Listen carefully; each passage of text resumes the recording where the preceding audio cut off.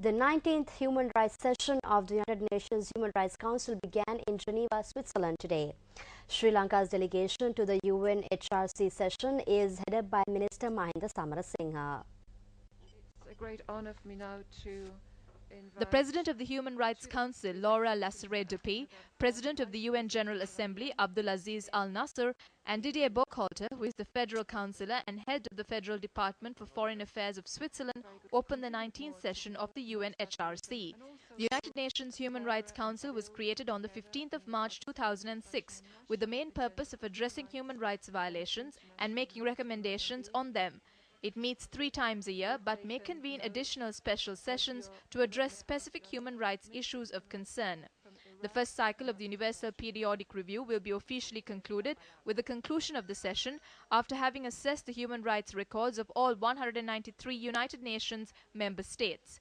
Head of the Sri Lankan delegation to the UNHRC, Minister Mahinda Samarasinghe addressed the gathering at the 19th Human Rights Council session today.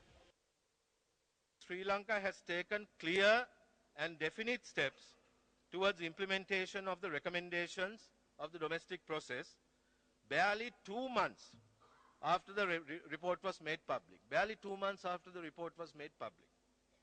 We have evolved a mechanism to look into accountability issues raised in the LLRC report, both in the form of civil and military structures. This is coupled with a time-bound plan in the form of the National Human Rights Action Plan, catering to a number of other recommendations to move Sri Lanka towards comprehensive reconciliation.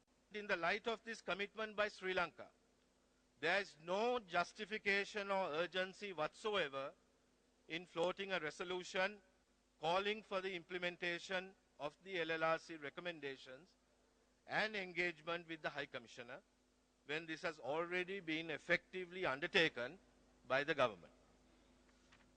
What we now need from the international community is objectivity in assessing Sri Lanka's efforts. More than anything, we need to ensure that the process is allowed to advance unimpeded. Madam President, what protection can we have against selectivity and double standards from those who have eyes but refuse to see, and those who have ears and refuse to hear, but continue to insist on their pound of flesh?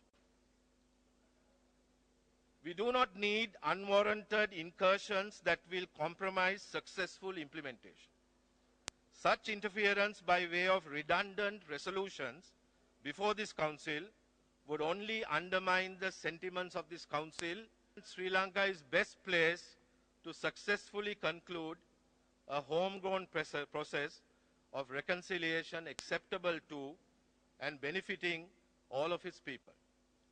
Therefore, it is of critical importance that Sri Lanka be provided with the time and space required to continue with its genuine national endeavors towards achieving this objective.